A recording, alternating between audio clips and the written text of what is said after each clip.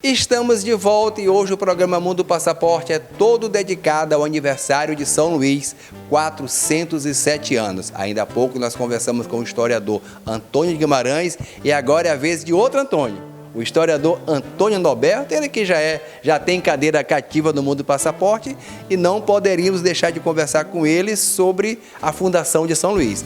Ele que já tem um trabalho reconhecido, né, quando São Luís fez 400 anos. É o criador desse local que nós estamos aqui, que é o Museu da França Equinocial, bem no centro histórico, aqui no Beco Catarina Mina, um local de visitação aberto. Já você vai conhecer um pouco da história aqui do local. Roberto, mais uma vez, obrigado. Hoje o programa todo é voltado a São Luís. Eu começo perguntando para você o seguinte: São Luís é a única capital brasileira fundada por franceses. Por que de tanta gente querer, depois vieram os holandeses, querer essa capital hoje do Maranhão? Estou de volta a casa, né? Na verdade, sou da casa, estou de volta aqui. E o programa Mundo Passaporte visitando mais uma vez o local da França Equinocial. Aqui é um local de tesouro, aqui a gente tem muitos tesouros que vão ser mostrados, né? E o Maranhão, essa parte do Brasil, era cobiçada porque é uma das portas da Amazônia. Aqui é uma das 3 portas da Amazônia. Belém, uma das principais, e São Luís. E aqui era o meio caminho entre a última colonização portuguesa, que era o Rio Grande do Norte, e até onde se pretendia chegar, que é o Amazonas. Fica bem no meio São Luís. Aqui chegaram os franceses, primeiramente, lá nos anos 1500, não só em 1612. 1612 foi a oficialização, existia um reduto, nós vamos mostrar aqui o quadro São Luís antes da fundação, que é dos 1500. Aí depois a cidade foi criada, a colônia, a sede da colônia criada bem aqui, na Praça Pedro II, e a partir daí cresceu, a partir da colonização já nas mãos de portugueses e holandeses em um segundo momento. Bom, então agora eu vou passar o microfone para outra apresentadora, Madalena Nobre. Ela vai conduzir a entrevista também para o programa Nobre Mundo Passaporte. Você vai mostrar esses quadros e contar um pouco dessa história de São Luís. Atenas brasileira, a única capital brasileira fundada por franceses, que completa 407 anos nesse dia 8 de setembro. Vem com a gente. E agora nós vamos começar a conduzir, mostrando um pouco da história de São Luís. Eu estou aqui com o Norberto e nós vamos começar mostrando o que se diz que é o DNA de São Luís. O primeiro mapa mostrando a nossa ilha, o Forte Sardinha, como era conhecido, e o Norberto vai explicar aqui pra gente. Isso, aqui a gente tem uma perspectiva da área que é o São Francisco, e nem todo mundo sabe que o São Francisco era uma ilha. Ele sempre foi uma ilha até 1970, quando foi criada a licença bem aqui, a Colares Moreira, foi construída em 1970, e também depois o paredão da Ana Jansen, da Avenida Ana Jansen. Mas o Igarapé da Jansen entrava aqui, que era também chamado já um pouco depois de Rio da Olaria, se juntava com o que é hoje a Laguna da Jansen, que muita gente chama Lagoa da Jansen, mas o certo é Laguna, porque a água entra por baixo até hoje, e ela se juntava com o Jaracati. Aí quando fizeram a Colares Moreira, ali perto onde está o Curso Wellington, onde está o Armazém Paraíba, onde está aquele complexo do Shopping Tropical, tanto é que alaga até hoje, porque ali era um mangue, então se circulava totalmente. E a gente tem aqui esse complexo, onde o Forte Sardinha, ele protegia o Vinhais Velho lá em cima, através do rio Maior Bocutim, que hoje é o Anil, e ele protegia também o porto de Javiré, que é o porto da Ponta da Areia do Yacht Club, onde tinha um complexo aqui de trocas. Quem vinha do Amazonas e da França se encontrava muito aqui. Então a gente retrata esse período, e esse DNA, esse forte, foi pedir ajuda na França para construir uma colônia oficial, e ela começou na outra parte elevada, que foi na Praça Pedro II, ali do outro lado. Então, Norberto, como você falou ali, onde fica a Praça Dom Pedro II hoje, ali foi que os franceses chegaram pela primeira vez?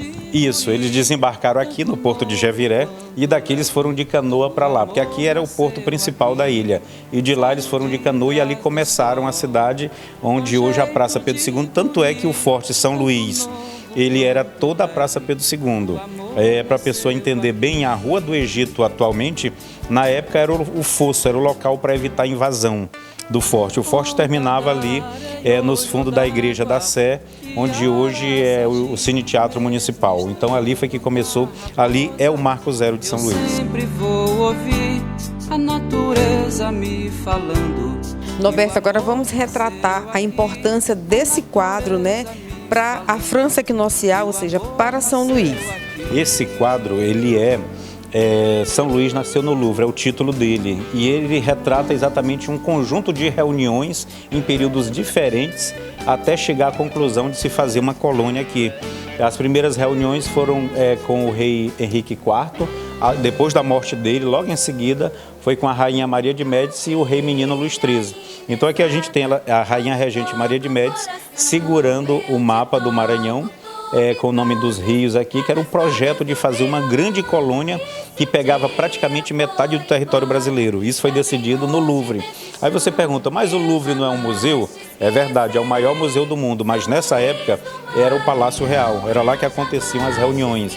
Então a gente tem aqui o rei Henrique IV, que já tinha sido assassinado no ano anterior, mas ele aparece com a aura aqui, como que coordenando, porque era o sonho dele. O rei menino Luís XIII, também tem Daniel de Latouche, François de Razilly, Charles de Vaux e uma série de outros nobres que compunham na época a corte francesa nesse período, que esse quadro retrata mais ou menos a reunião de 1611, a última reunião antes de São Luís ser efetivamente concretizada. Norberto, eles falam que São Luís tem dois gentílicos, Ludovicense e São Luizense. Por que esses dois títulos?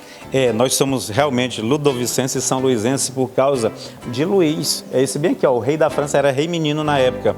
E por conta também de outro Luís, que era santo. O rei santo, que é Luís IX, o justo, o santo. Esse aqui é o justo. Então, o nome é ludovicense porque vem de Ludovico, que é ele. Ludovico é Luís em latim. Ludovic, Luís em latim, que dá ludovicense ou são luizense.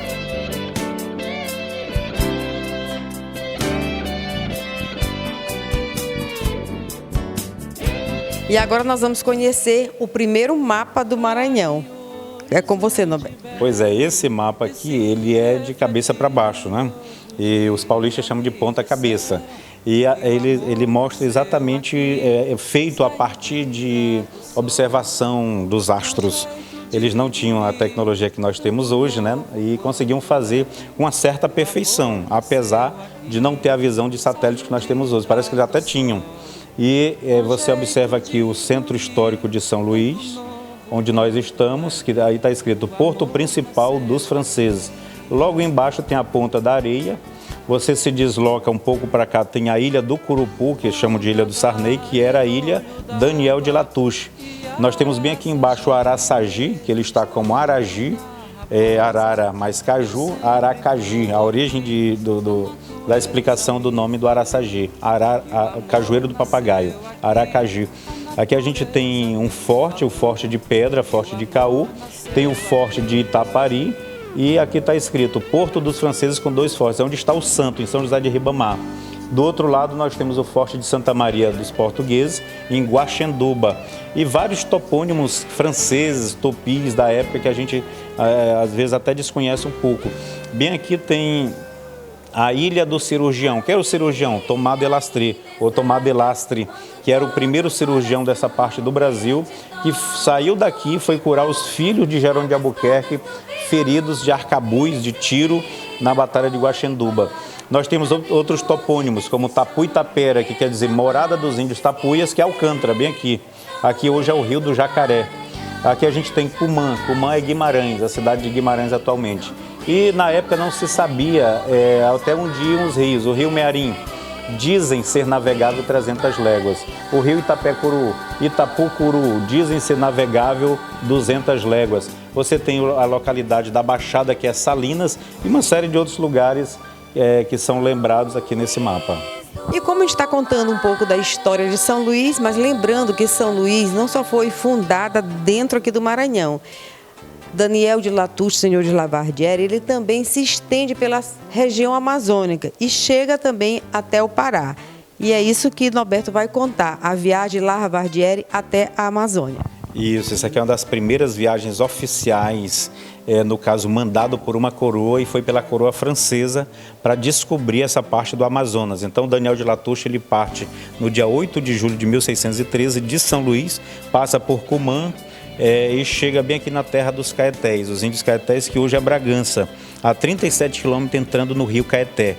e ali ele com vários índios, ali é tido hoje como o marco fundacional de Bragança, a primeira cidade fundada no Pará. E ele começa a juntar índios a partir daqui, ele passa onde hoje é Belém, que Belém não existia na época, ele entra e vem no sentido de Cametá, que aqui está Caamutá. Cametá era um dos portos principais, inclusive hoje, eles falam até hoje afrancesados. Isso é bem interessante, tem várias pronúncias, frases e palavras que são dessa época, da época desse contato com os franceses. Até porque Daniel de Latouche, ele deixou os imediatos dele aqui, Debo e outro, para cuidar dessa região, porque eles estavam indo na direção do ouro, que é a região aqui de Marabá. Marabá quer dizer filho de francês, é a tradução do nome Marabá, que é algo bem interessante. E quando chegou aqui em Pacajá, que é uma cidade que existe até hoje, na verdade na época nem existia, era uma aldeia indígena dos índios Pacajás, na altura da represa de Tucuruí, ele recebeu a informação de que os portugueses estavam chegando, e aí alguns portugueses, e aí ele teve que voltar e aí cancelou porque ele ia na direção de Imperatriz. O objetivo era chegar na região de Imperatriz e até subir um pouco mais o rio Tocantins. Então a região amazônica começou a receber a presença deles aqui desde muito cedo.